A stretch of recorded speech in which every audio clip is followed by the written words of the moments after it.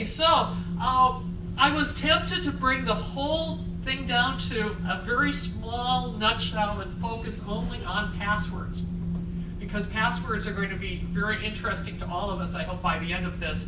As you know, we all have passwords. We lose them, we love them, we personalize them and all of that. We've got a little system. I'm sure everyone has a system for naming, for creating these passwords. Maybe it's your dog's names or whatever, your children's names, whatever, your grandchildren's names in some of our cases, whatever we're lucky to have. But we'll be discussing how passwords really are the key to a lot of what's been going on after the Cold War in terms of making privacy and identity much more possible for us to manipulate to fulfill our the protection of our reputations as well. So let's move on to this. So again, answering this question, privacy and community, what's involved here? We'll be focusing in the period after the Cold War, in effect.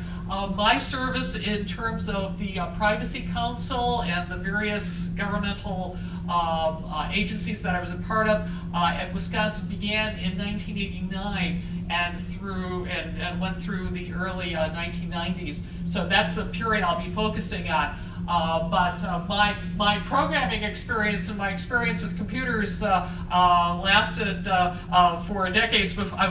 Decades before that, I started programming in 1968, and my first job in computing was 1975. I was one of those people in the white coats behind the glass who fed the cards through the card readers and all those hollerith cards. Do not pull, spindle, or mutilate. I actually have scars in my hand from taking one of those knives and trying to get the cards jammed out of the card reader. So lots of experiences. And those of you whose dissertations were wrought during that period are the ones who are laughing right now. So we've got a lot of expertise in the audience, I'm sure. So what was happening after the Cold War? Well, I'm going to be buttressing this notion in a number of different ways. Surveillance became friendlier and more approachable and more participatory. We began to be part of our own surveilled processes, and I'm going to, or processes as my Canadian friends would say. I'll be working that out. Privacy and reputational protections became more of the responsibility of those under surveillance. A lot of us know our own credit scores, and we work on our own credit scores. We deal with our own reputational apparatuses in a number of different ways. So we've got something to do with all of this that we didn't have not too long ago, when credit scores were something that was calculated way out there. We didn't have a sense of what was going on. When whether or not we were wiretapped was a matter of state secret. Now we're part of the surveillance process in a lot of different ways. So I'll be building a case. Individuals became more aware of the way that they were being portrayed in information systems through credit rating and profiling and all that. And this makes us part of community. We become users. We become people with credit ratings and who manage these credit ratings. We become card members. Okay, we all carry around these little cards. We're part of this group of individuals who manage our credit well and all that. That's part of our identity. So we'll be working on that through this talk. So we're moving toward a largely governmental system of surveillance. The census, all of the record keeping that governments were doing about us, all the forms we had to fill out and all that, moving toward the corporate organization of surveillance. And back again. We'll be doing the back again too. But again, the government, they can take information from us. They're an information broker with a gun. You have to fill out that census form, okay? You have to fill out those tax forms and all of that. They can take that information, and the questions they ask, very often back in the at least in the 1980s, I can document a number of the questions that were asked, were questions that were meant to give corporations information that they needed. For example, if you got a fishing license back in the 1980s in Wisconsin, you were asked specific questions about where you were doing your fishing, where you were staying and all that when you're doing your fishing. Who wanted to know that? The fishing industry, the tourism industries and all that. They wanted those answers to those questions. When you get asked the census, about your dogs. How many dogs do you have and all that? Who wants that information? Dog food manufacturers and all that. So the government was this information broker collecting information that, again, corporate agencies, corporate entities needed. Okay, and what is this surveillance in effect doing? I'm going to be talking about the good side of surveillance and all of that, but we need to know what surveillance is doing in the big picture. It has pervasive cultural, political, and societal influence. And I think it's interesting that the major places that I'm talking about privacy have a lot of historians in the audience, have a lot of people who are involved in history, because at least privacy now is modern history. I think in my lifetime it's going to be ancient history. I try to explain these concepts to my students of what it is to keep information private. And they're confused occasionally because they're sitting in class and dealing with their Facebook photos and sexting to each other in the class, and I'm trying to explain to them about privacy protections, how to keep your data secret. There is some lack of communication going on. They're moving on to their own channel, and I'm still back in the dark ages working on privacy. So I'm still arguing that we need some semblance of protection of our privacy so that we have a notion of whether or not we consent to the release of information or not. This is troubling. Do you really know what you're opting in and opting out of? Has anybody actually read those very, very tiny font size privacy statements that are associated with our banking balances, with our credit cards, with just about anything that we take a look at? When I sign on to my computer, when I use Wi-Fi, there's that long thing you scroll through with 1,000 things that I'm supposed to agree to. Whatever. Does consent really make sense in some of these contexts? Do we have the physical and social spaces for reflection that we need in this era of lack of privacy? And are we in the condition of exploiting some of these privacy have-nots? Most of us know how to get a hold of an attorney if something happens to us in terms of identity theft. A lot of people are losing a lot of money and don't have a lot of means to fight back. Not just money, time, effort, reputation, etc. They don't have the means to fight back. So those privacy have-nots are getting exploited. And of course, eventually, and in some small ways, the potential for a backlash. Now, we need good information. Okay, we need good information for crisis management. We need to know where people are located in our great states and our great cities and all of that. We need to know where people who have certain medical issues are located so we can save them in the case of a flood or a tornado or what's ever happening on the East Coast right now, big storms. We need to know that. Not saying information collection isn't a big part of what governments should do. But if we, again, push these limits and we make the collection of information so automatic and take it out of the hands of people, we do have potentials for backlashes. As anyone who's used the internet a lot and gotten, for example, hotel reviews. There are people who put screwy hotel reviews on websites for fun. I mean, I haven't read of a hotel yet that doesn't have bed bugs, okay?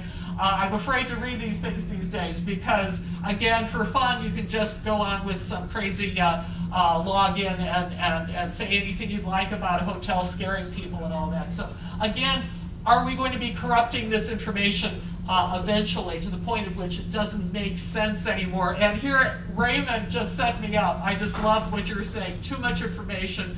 Are we actually gaining something from it? So I'm hoping we get some interaction in the Q&A about that. Okay, so some considerations of privacy in the Cold War era. Surveillance in a harsh light. I often show clips from Rocky and Bullwinkle, Boris and Natasha and all that with the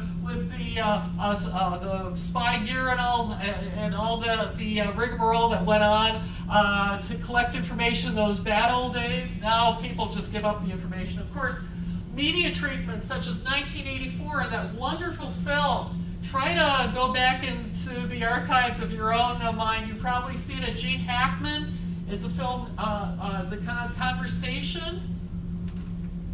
Anybody remember that? It's great. Read it or see it. He basically, Gene Hackman was on screen for most of this film recording people. He was the person who, in the dark old days when you actually had to have somebody sitting recording and getting wiretaps and all of that, he was the person who collected this information, and it showed what getting all this information did to him as an individual, but being the person who listened into other people's conversations did to him.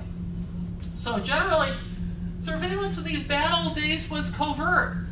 Maybe you had a camera somewhere or whatever. We're all getting videotaped all the time. So I don't even understand signing a release to have our videotape presentations stored, because what we do is always videotape just about anywhere we go, and in shopping malls and subways, everywhere. We've got the ubiquitous presence of cameras. So again, we've got the beginnings of this construction of the surveillance society in the Cold War, and the damage is obvious. The damage of decades of surveillance and profiling. We've heard some of that in an earlier presentation being described.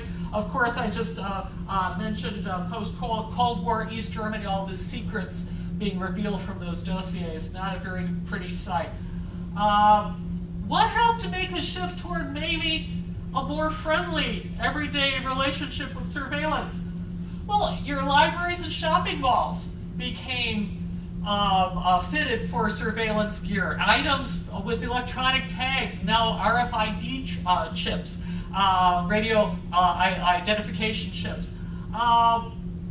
The libraries and shopping malls started doing this around 1975 to 1980, expanded, of course, through the 1980s. We're dealing with technology itself becoming more personal. And we are talking about the IBM PC introduced in 1983. Of course, there were a number of computers before that. Apple was a presence. The Apple IIe, a lot of you had. We're talking now, the reason I was thinking just a few seconds ago, Steve Jobs now leaving the leadership of Apple. He pioneered a lot of this not too long ago, just a few decades ago. So we became more personal with this technology, more friendly. And of course, what harm would it do to fill out that extra survey? What harm would it do to have another store that's fitted with cameras or recording information about us? The personal computers on our desk. We like computers. Okay. And computing networks were no longer remote and inaccessible. And through the Internet and World Wide Web, we've become all channels of information, pumping information into a lot of storage systems, terabytes and terabytes of information. The person became a user. We all became users. And I love that word user because it shows the type of addiction that's being instituted onto us in terms of information collection. We're users. Yeah, okay, but I didn't bounce ahead. A wonderful little piece from 1998 reflecting on those older days.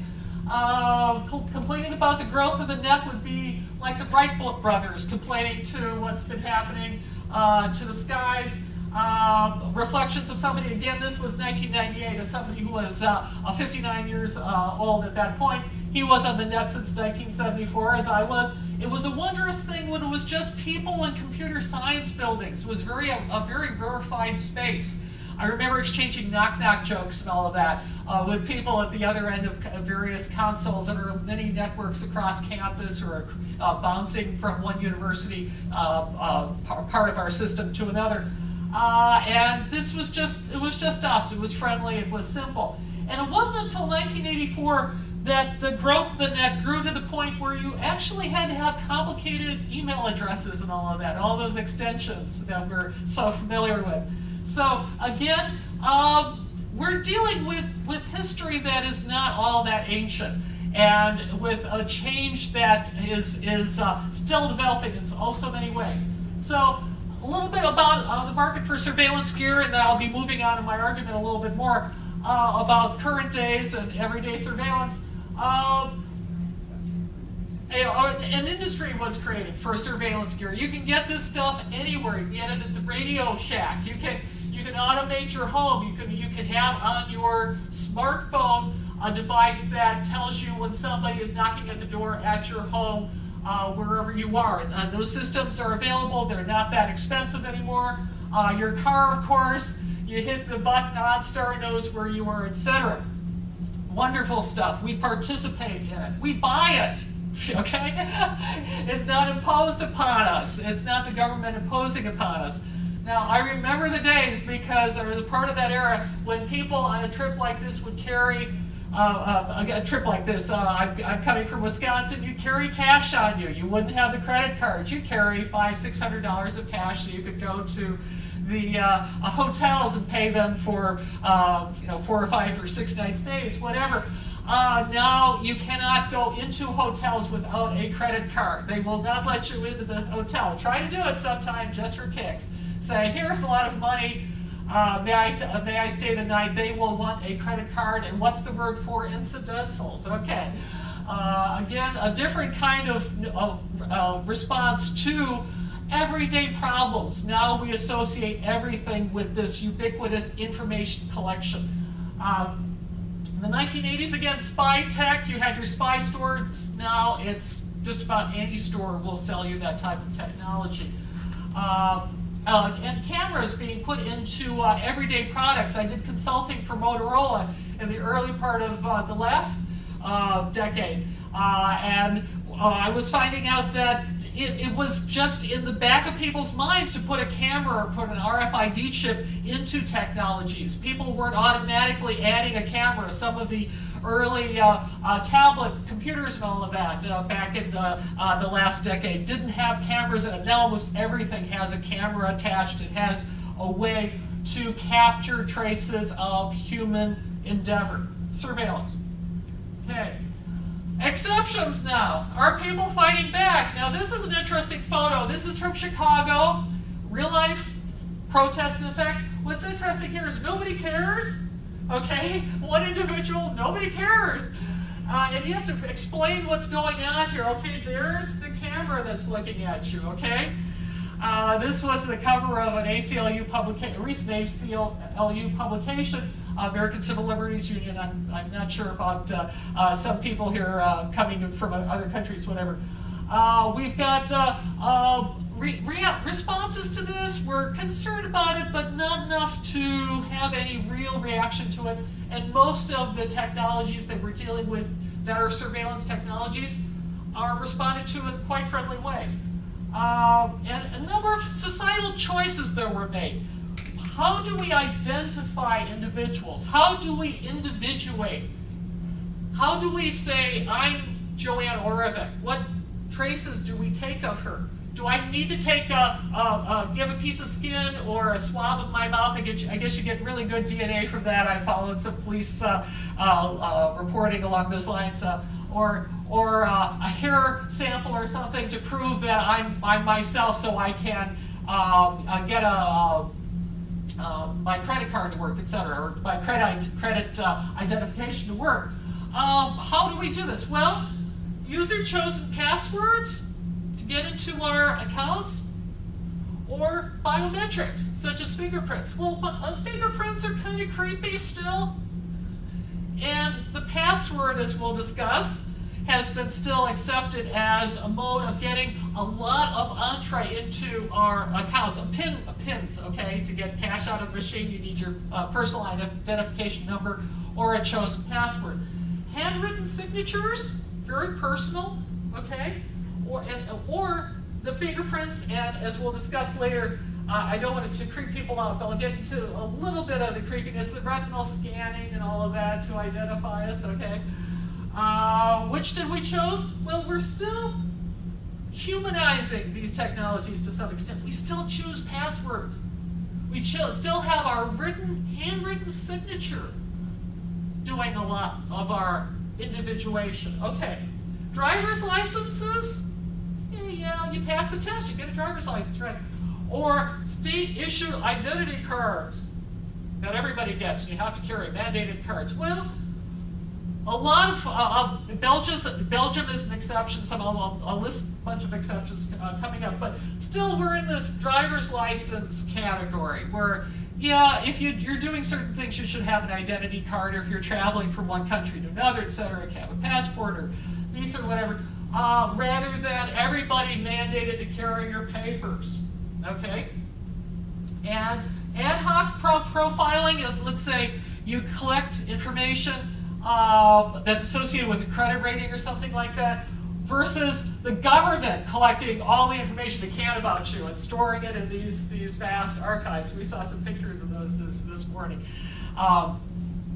So we've got, again, much like Raymond's picture, I've got a kind of poster to show us what passwords do to people. Well, passwords brought us new responsibility, some problems as well. The invasion of the password snatchers, the amount of time and effort IT people spend in managing passwords is incredible. People lose passwords all the time, and then you have to authenticate them and all that, change the passwords and all that. It's just an incredible amount of work. And why? I mean, there could be easier ways to identify us.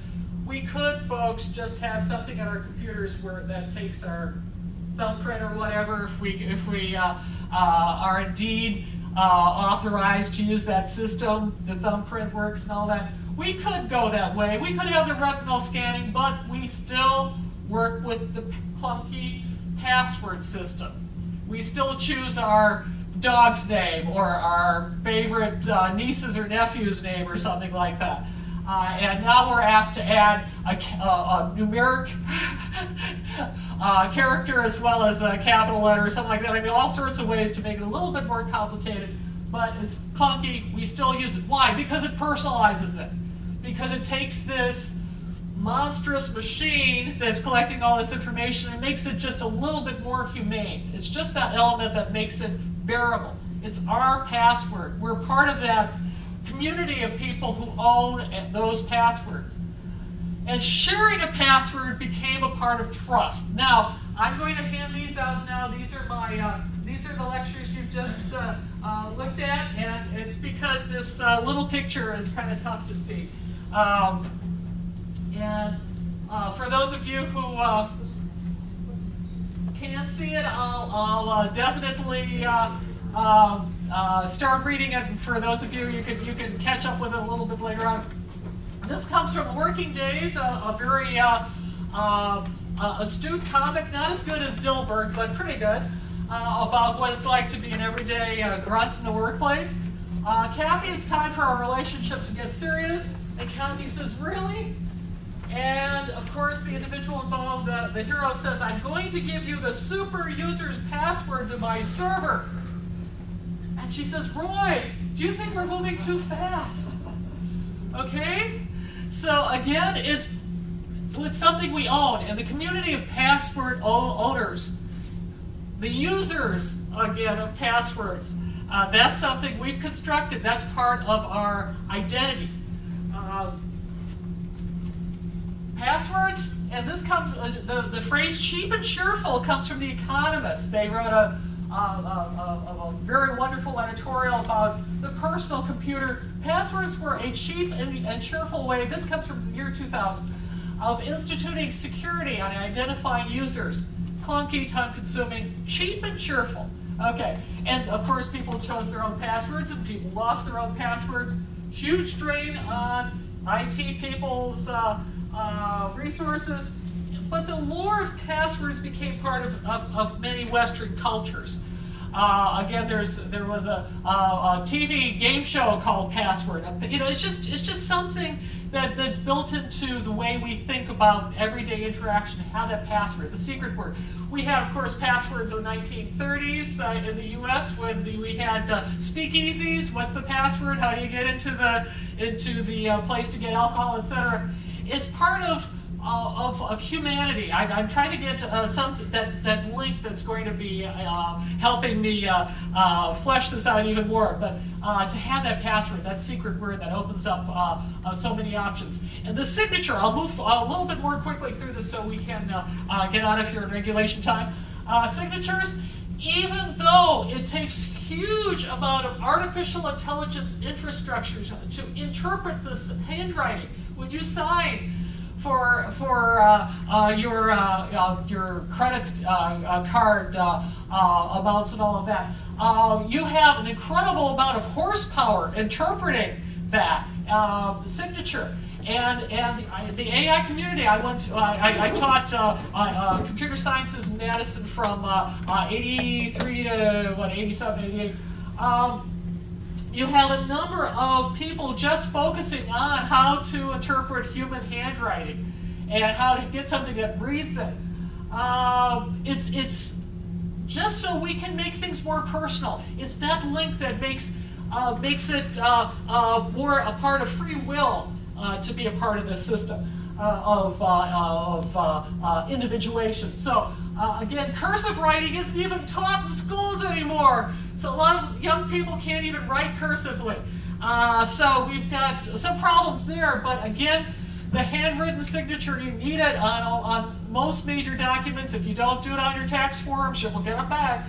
And of course, handwriting detection is not itself an exact science. You'll have court cases that last a long time with handwriting and analysts fighting each other about whether or not somebody's last will and testament was signed appropriately, et cetera, et cetera. So, however, it's still part of many individuation systems. It humanizes them, which is something we need.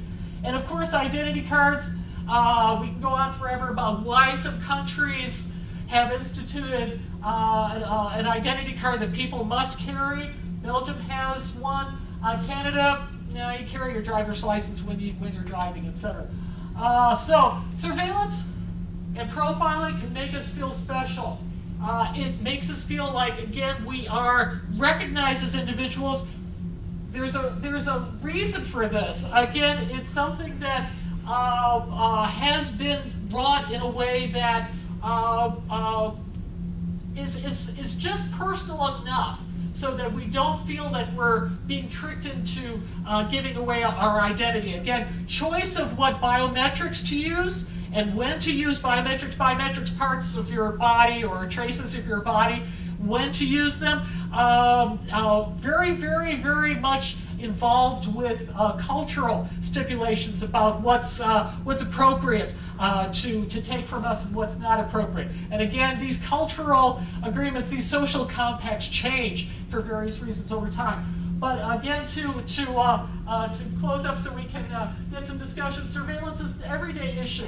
In workplaces, communities, and homes, we've got technologically assisted surveillance in everyday life. We agree with it. We're part of it. We've become, we accept it, and we even purchase it at times.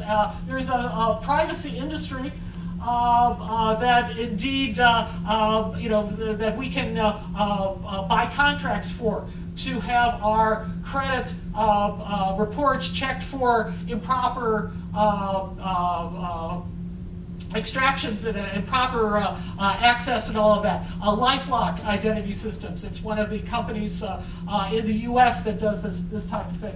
Hotels pride themselves on providing surveillance of our habits so that they can serve us better the next time around. Many individuals are paid for, again, having their purchases tracked, or we're given a little bit of a rebate in terms of shopper's card and a grocer's card. Sometimes we're just confused about why this is happening, and that's why we don't opt out, or why we go along. We're just confused about all this. But indeed, we're moving toward a different sort of culture. Again, ending on this notion of blogging and sexting and putting our images on Facebook as part of our everyday experience. A big change, to wrap up, a big change has occurred in a very little time in terms of how we present ourselves as individuals, our identity, and how this is linked to how we see ourselves, again, as part of a community of users, of card members, etc. So thanks very much.